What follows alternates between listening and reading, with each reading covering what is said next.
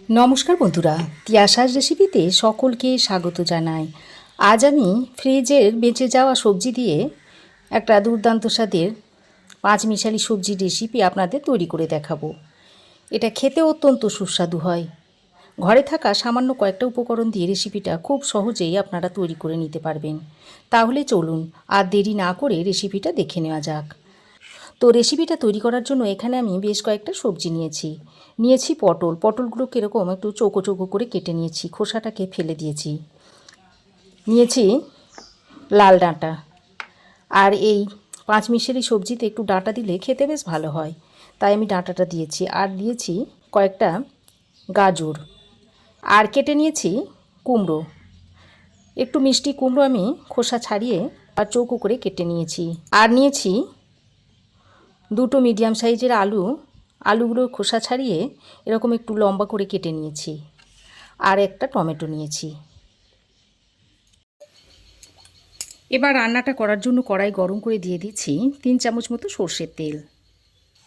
তেল ভালোভাবে গরম হয়ে এলে এর মধ্যে দিয়ে দিচ্ছে হাফ চামচ পরিমাণ 5 ফোড়ন, দিয়ে দিচ্ছে দুটো তেজপাতা,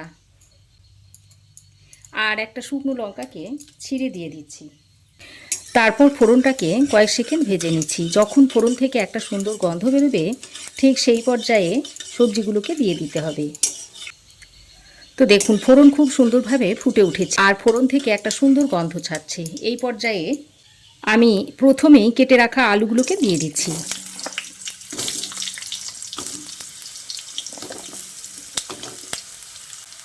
আর তারই সঙ্গে দিয়ে দিচ্ছি কেটে রাখা গাজরটা। এবার গাজর আর আলুগুলোকে ফোড়নের সঙ্গে একটু ভালো করে ভেজে নিচ্ছি।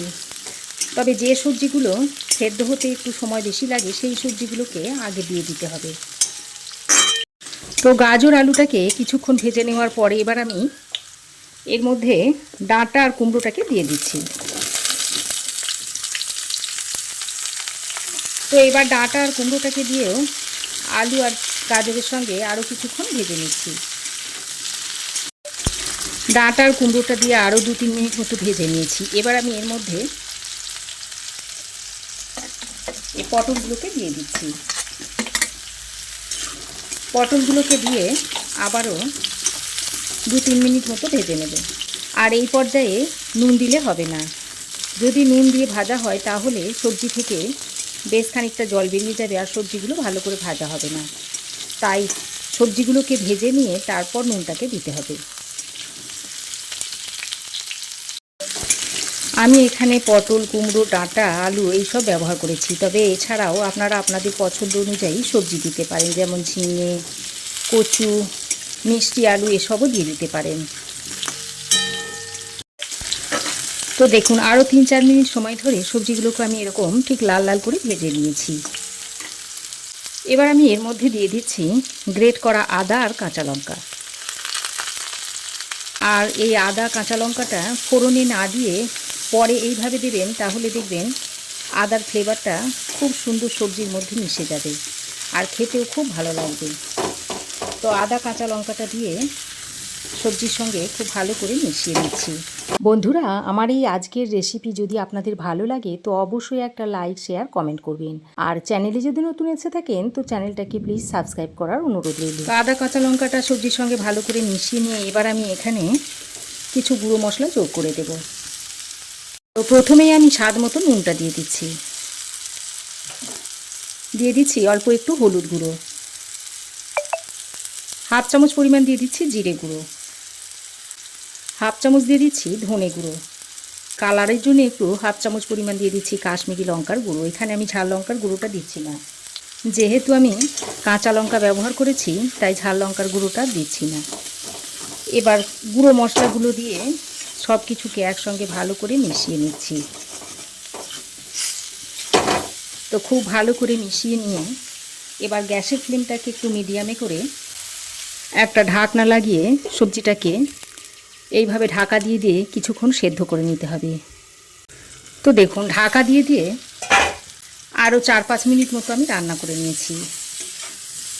আর দেখুন, সবজি থেকে যে জলটা ছেড়েছে সেই জলেই কিন্তু দেখুন সবজি খুব ভালোভাবে সেদ্ধ হয়ে গেছে।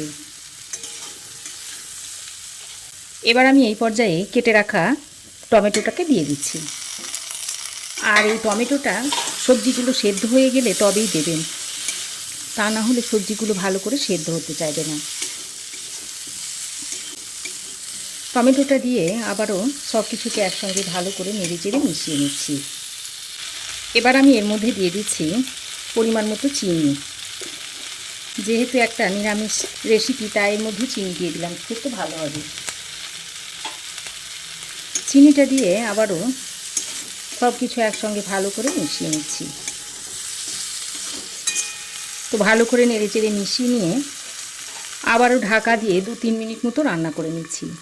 ততক্ষণে এদিকে একটা তড়কা প্যান গরম করে এর মধ্যে দিয়ে দিচ্ছি পরিমাণ মতো সর্ষের তেল। এবার তেলটা ভালোভাবে গরম করে এর মধ্যে দিয়ে দিচ্ছি কয়েকটা বিউলির ডালের বড়ি। এবার ডালের বড়িগুলো দিয়ে এই তেলে লাল করে ভেজে নিতে হবে। আর এমনভাবে ভেজে নিতে হবে যেন বড়িটা ভিতর পর্যন্ত ভালোভাবে ভাজা হয়ে যায়। তো দেখুন ডালের বড়িগুলোকে আমি এরকম একটু লালচে করে ভেজে নিয়েছি। এবার গ্যাসের ফ্লেম বন্ধ করে বড়িগুলোকে নামিয়ে নিচ্ছি। এদিকে দেখুন ঢাকা দিয়ে আমি সবজিটাকে আরও কিছুক্ষণ রান্না করে নিয়েছি। আর দেখুন রান্না একেবারে কমপ্লিট হয়ে গেছে। দেখুন কালারটা কত সুন্দর হয়েছে, সব কিছুই ভালোভাবে সেদ্ধ হয়ে গেছে। এবার আমি যে বড়িগুলো ভেজে নিয়েছিলাম সেগুলো এইভাবে হাতে করে একটু ভেঙে দিয়ে দিচ্ছি। এইভাবে যদি হাতে ভেঙে দেওয়া হয় তাহলে খেতে খুবই সুন্দর হয়। আর সবশেষে দিয়ে দিচ্ছি 1/2 চামচ পরিমাণ ঘি আর সামান্য পরিমাণে একটু গরম মশলার গুঁড়ো ছড়িয়ে দিচ্ছি। তারপর আবারও একটু ভালো করে সব কিছুকে একসঙ্গে নেড়েচেড়ে মিশিয়ে নিচ্ছি। তো খুব ভালোভাবে নেড়েচেড়ে মিশিয়ে নিয়ে এবার একটা ঢাকনা লাগিয়ে আরও কিছুক্ষণ স্ট্যান্ডিং টাইমে রেখে দিচ্ছি। তারপর রেসিপিটা আপনাদের সার্ভ করে দেখাবো। এবার আপনারা এটা গরম গরম ভাত, রুটি, পরোটা সব কিছুর সঙ্গে খেতে পারবেন। খেতে অত্যন্ত সুস্বাদু হয়। এইভাবে আপনারাও একবার তৈরি করে খেয়ে দেখতে পারেন। তো বন্ধুরা, আমার এই আজকের নিরামিষ 5 মিশালি সবজি রেসিপি আপনাদের কেমন লাগলো অবশ্যই একটা কমেন্ট করে জানাবেন। ভালো লাগলে একটা লাইক ও শেয়ার করবেন। পাশে থাকা বেল আইকনটাও অবশ্যই প্রেস করে দেবেন।